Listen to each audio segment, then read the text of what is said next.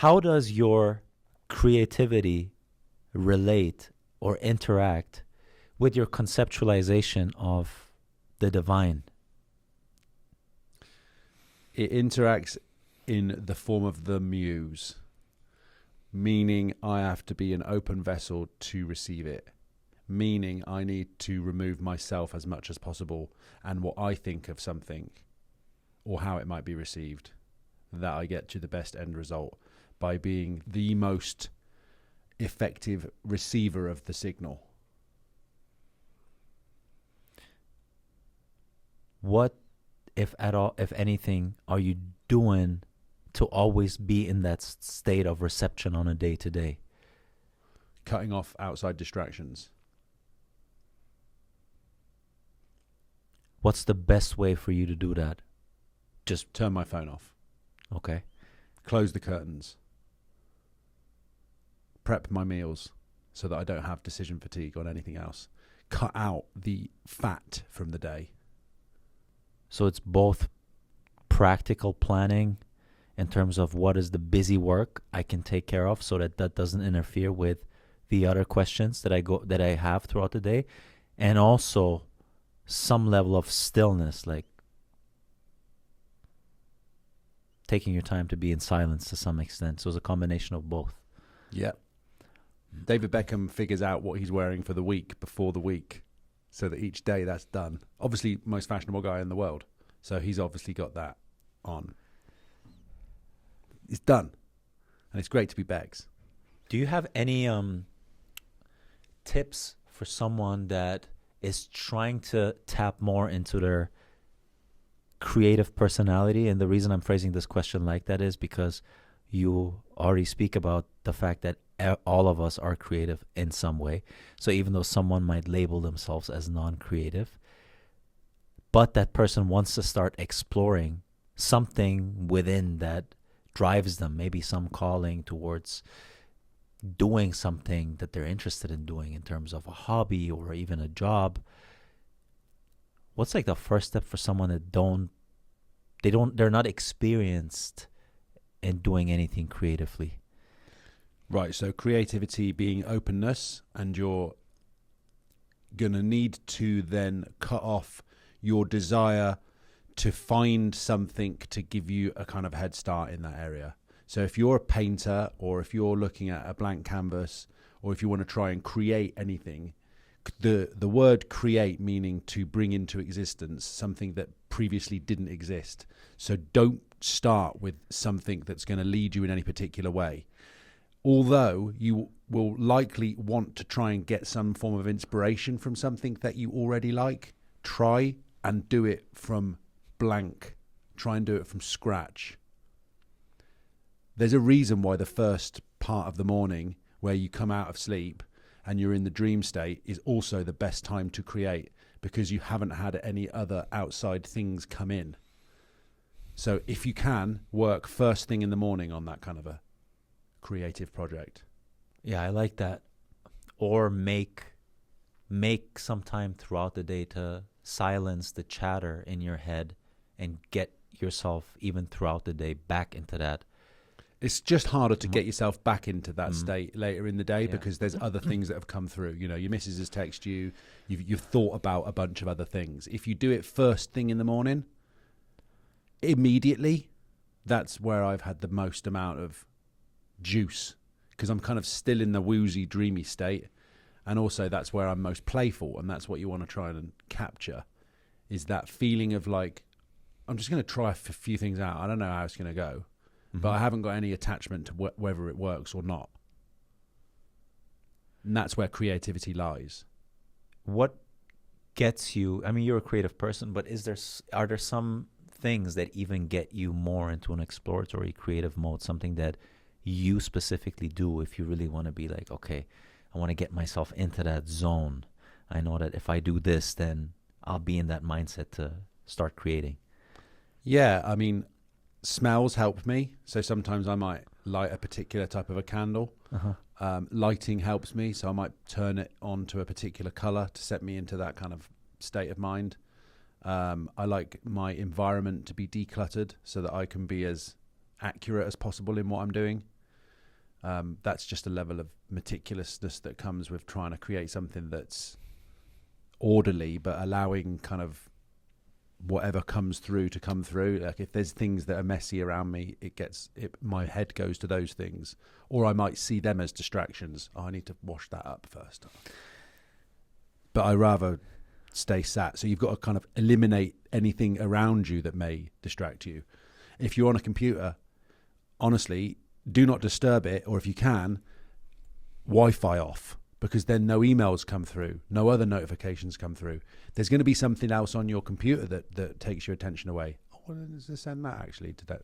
No, this is time that you've set specifically for one task. So you have to really narrow in that focus on the one thing. That's something that it's a perception you completely changed from me, because before really being friends with you, I had a perception of how artists are, specifically DJs. I thought, man, they freaking live in chaos 24/7. And I'm sure there's people that live like that, artists that live like that chaos is part of them. But, dude, when I come to your place, the level of organization at your place, being a single guy, you would think that there's someone constantly cleaning after you and perfecting your setup in the room. But I know that you're doing all of that. So you're actually doing all of that at a bedroom level. Like everything is in a very neatly organized spot. And it's so interesting that you tell me that this is your prerequisite to really be able to think openly and creatively. It's almost like paradoxical to me, because you have that crazy structure. You wake up early, everything is tacted out, everything, your place, your fragrances perfectly aligned. The water in your fridge, like it looks like you're in a freaking, like a store. Someone set it up like that. Everything is clean, neat, organized. There's never dishes anywhere when I come to your place. Perfect. And then that allows you to have that creative mind, that chaos, channel into something artistic. Mm. Because it comes through as chaos. But the more I've organized the things around me, the easier I find it to point that light onto something. I think that's so useful, man. You know, especially for people that say, I can't really think creatively. Maybe your room isn't organized enough. Like JP would say, go clean up your room, you know? My desktop's messy, as in my computer desktop. I actually noticed that. Last time I saw it, I was like, this is interesting. He saves it on desktop and there's a bunch of icons. That's because I'm trying to limit the amount of time it takes me to find something. But I want to go through and organize that at some point. Naturally, I want to organize things. When you were in England, you texted me one day, or we spoke on the phone. I'm like, what are you up to? What do you do? He said, dude, I'm currently cleaning up my contact list on the phone, on my iPhone. I'm like, dude, even in a million years, I wouldn't think of that, man. To have the motivation and desire to feel that level of organization, structure, almost like I think it's going to feel clean to you as a person when you do these things. Less baggage on your shoulders, lightness. So you went through every contact and you made sure they're updated, they're organized. If they're not needed, deleted. If they're important, start. Whatever you did with all of that, right? It's so crazy that level of structure is actually a prerequisite to be ultimately exploratory. Yeah, and that was actually more of it was two things. It was wanting to kind of sort the wheat from the chaff, and it was also being able to see who might be a good network addition to someone else. It was to be able, an exercise almost for my brain to understand, this person could be linked to this person. That's a good idea to talk about this idea to this person. And it gave me new doorways into understanding who fits where within the business side of what I'm trying to understand and build upon. And then I made my own little black book from that. But I wouldn't have known how I didn't know until I looked up some of these people. One, that I even had them in my in my contact list. Two, who they were. A lot of the time, like I had various bits of information, or I had piecemeal bits. Then cross-referencing it back, looking on LinkedIn, gave me new insights that I wouldn't have had I not engaged in that exercise. So I ended up with a bunch of good things from that. Like, it's now organized. I feel lighter because of that. I've got a black book of contacts that show me a much wider network of people than just the view that I had of it beforehand, which is just, sometimes you meet people in places and you don't necessarily put two and two together. But all of a sudden, once you've listed them down and then run that through ChatGPT, spit me out 10 examples of how I could connect these people together and how they could help me in my career of doing this, this, and this, you get some answers. Have you always been that conscientious and structured? Is that your personality? Like, growing up, was that something that naturally came to you? I think it's something passed down from my dad. He's a perfectionist. I mean, in the pursuit of, but we never get anywhere near it. But I think it's a good place to aim yourself towards. And organizing helps me stay within, I think, just having some form of structure and rules about how things interact in your life just gets the best out of you. I have always been a little bit OCD though, yes. And have my aftershaves always been in a line? Yes. And are they always in high order? Yes. How do you order them? Is there a specific order to your fragrances and stuff? Or No, there's no order. It's not like this. The citrusy ones are over here and the oaky ones are no. It's just high order and fatness. That's wild, man. I think it's a unique personality trait combination. High trait openness and high trait conscientiousness. Elon Musk is one of those guys. It's a very rare combination, by the way. It's uncommon. Dope. Yeah. So, I mean, yeah, it's weird, maybe, but it works for me. So I'll just try and keep up on these kind of micro commitments that lead me to kind of a more macro version of what I want to do and how I want to act. Do you come up with these tasks yourself, or do you have a coach that tells you, hey, go through your contact list? How do you come up with something like, how do you even think of that? Contact list was just something I'd always thought about doing, because I'm in an environment of DJing in the DJ booth. You meet people from all walks of life, especially somewhere like Vegas. If I was just touring DJing, I wouldn't necessarily have felt that way. But because Vegas brings so many different characters and different businesses into the club environment, so I knew that I'd had 10 years worth of meeting people in a high level place. The DJ booth in Vegas is difficult to get into. So I just knew that there was an opportunity there to draw a few more connections. But my phone was a mess. And I wanted to organize that. That took me 3 weeks to do. There's 3,000 something contacts, and I probably I removed 2,000 of those, maybe 1,500. But that process was epic. It was long. It was a little bit boring, but it was also hilarious. Because at certain points, I'm like, I have no idea who this is.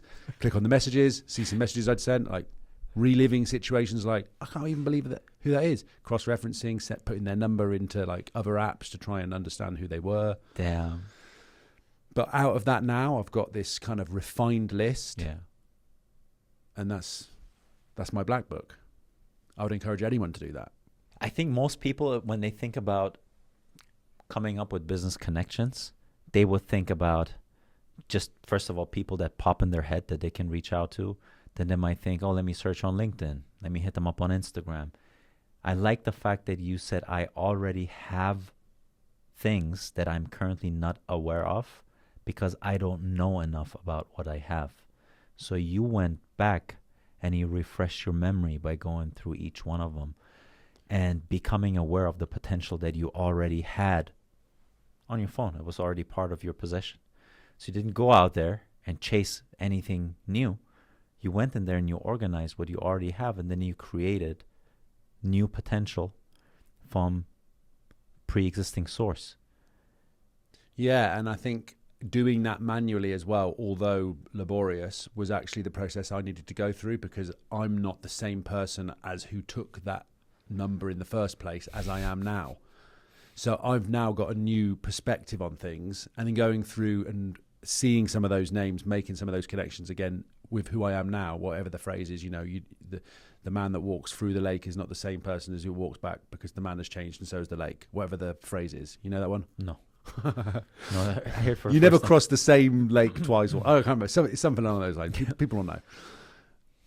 I'm not the person who took those names in the first place now, so I get to go through that again manually, which is the difference between doing it with an app, with an algorithm that's going to decide on what connections make sense, versus you doing it yourself. And there's something, again, within the doing it yourselfness where you actually make more, I would argue, more stable connections, and you activate a part of your brain that you can't rely on LinkedIn for figuring that out for you. I mean, these again are great tools, but there's nothing that's going to beat you manually doing something. I can only imagine, bro. Just when you were drunk, collecting a bunch of those contacts. Who the hell is this, man? Bro, some of the people in there, I cannot believe I have their number. Yeah, And I'm also like, when did I meet them though? that's the like, thing. I don't remember. That's terrible, but also hilarious. You will never know. No, maybe just ping him a text. Thank you, man. You're welcome. Appreciate it.